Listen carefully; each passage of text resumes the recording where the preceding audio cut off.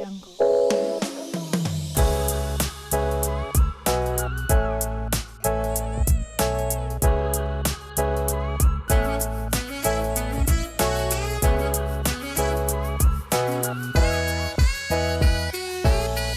Jungle. Bro, Gimana bro? nggak capek lu bro? Temenin gua lembur mulu. Namanya kerja ya harus lembur nih. Iya ya. Aduh, Gimana?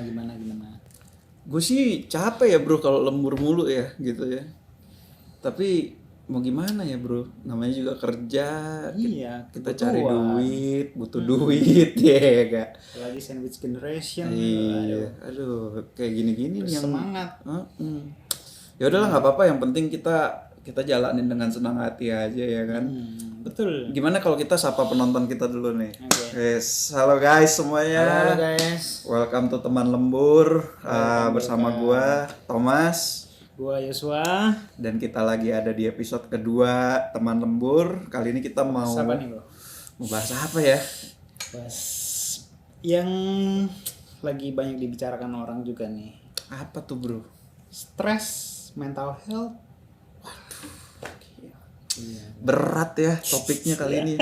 Gue pikir yang lagi banyak dibicarakan orang Komeng menang gitu kan di apa pemilu kemarin gitu. Ternyata stres mental health. Iya, itu banyak kejadian juga sih di tempat kerja ya. Oh iya sih. Apalagi generasi Z sama generasi milenial Nah, tuh. itu gue setuju sih gitu loh. Tapi ya gak usah jauh-jauh ya. Gue juga sekarang stres anjir. Gitu kan. Jujur aja. Kenapa? Gue stres lah. Lu pikir sekarang nih gue lagi gak stres nih. Kita bikin ini aja nih lu pikir gue gak stres. Stres men gitu loh. Yang nonton masih sedikit gitu Subscribe-nya kan. dikit. Subscribernya masih dikit gitu. Kenapa sih kalian nih yang nonton nih kalau yang belum subscribe tuh kenapa kalian belum Subscribe subscribe? dong, biar kita Subscribe tambah dong. semangat. Iya, kalian support kita dong. Gitu. Kita saling support di sini gitu. Anyway, ya kalau ngomongin stres emang sulit ya, Bro ya. Maksudnya stres di dunia kerja itu bukan sesuatu yang lu bisa hindari dengan gitu aja gitu. Iya kan? Iya. Ya contoh kalau gue itu stresnya biasa tuh mulainya dari fisik. Oh, Fisik dulu tuh gitu. Kalau gue udah drop, udah capek gitu ya.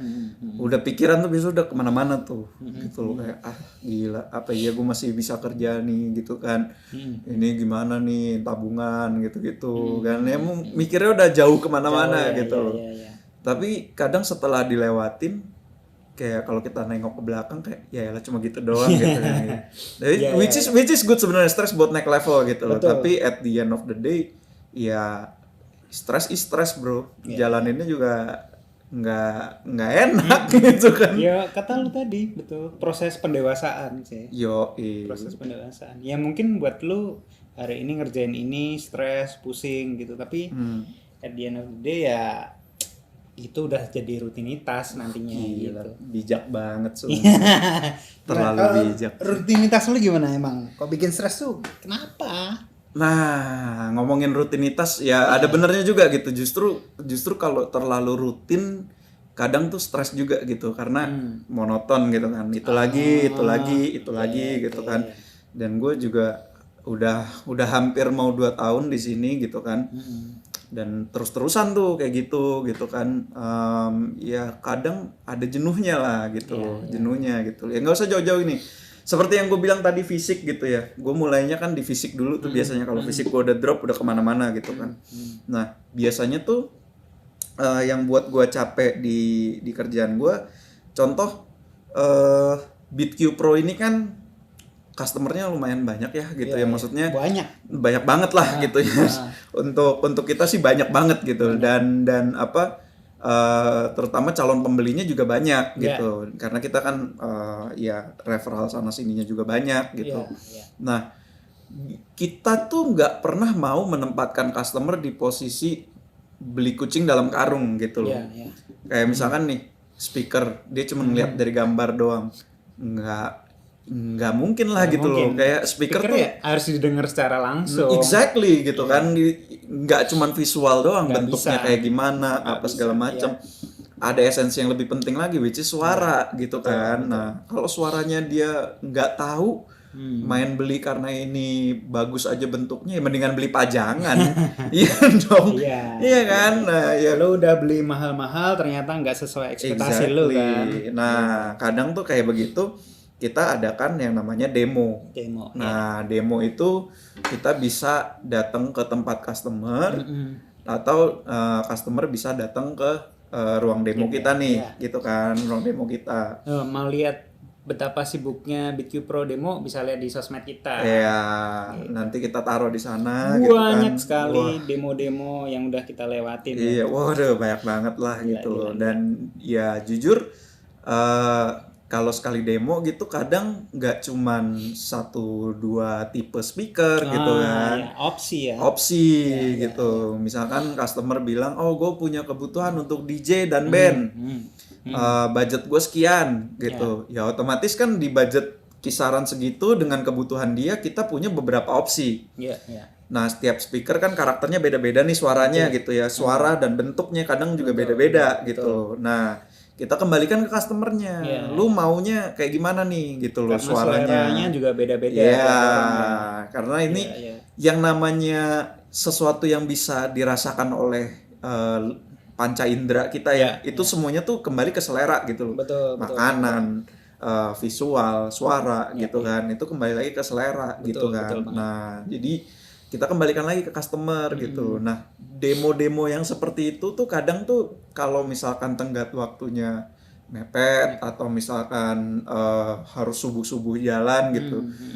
Ya ini bukannya gue ngeluh ya, kembali lagi ini gue bukannya ngeluh gitu, tapi ya memang secara manusiawi, secara rasional ya itu capek gitu loh. Itu capek gitu. Dan kadang hal-hal seperti itulah yang bikin gue tuh fisiknya drop duluan nih gitu. Drop duluan. Terus ya udah pikiran langsung kemana-mana. Gitu. Ya, contohnya minggu ini ya kita ada beberapa demo ya. Minggu ini aja kita ada 3 demo, bayangin. Minggu ini kita 3 demo.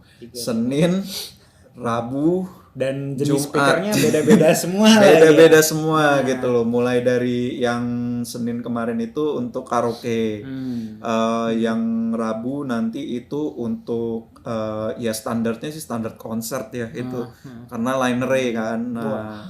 Nah kita tuh nggak cuman kayak ya kalau karaoke kita bisa demoin, line array pun kita demoin cuy. Jangan sedih, tenang. Tapi ya mau gimana lagi, kita mau berikan yang terbaik. Ya exactly gitu, karena kita kan maksudnya kita mau kasih service yang terbaik lah gitu kan. Pasti, namanya kita service jasa, ya nggak mungkin nggak capek gitu loh, pasti ada capeknya gitu. Tapi di satu sisi ya gue senang kalau misalkan customernya puas gitu loh. Gue senang kalau customernya itu bisa gue dengan yakin milih A, gue dengan yakin milih B gitu.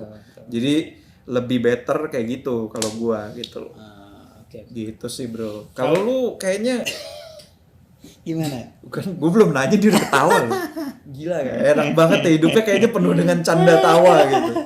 Lu nggak stres itu ya bro kalau gue lihat-lihat? Kalau gue sih dinikmati aja sih sebenarnya. Ini stres sih cuman di otak aja ya, di kepala aja gitu.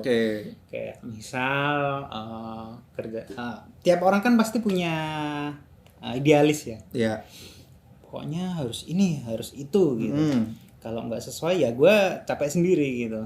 Capek di otak, capek di fisik juga kadang. Tapi mau gimana lagi kan namanya kerja ya.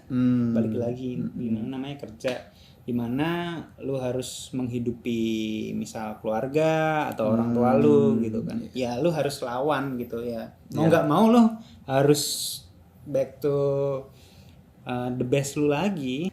Ya gini bro, ngomong itu memang kelihatannya gampang gitu ya.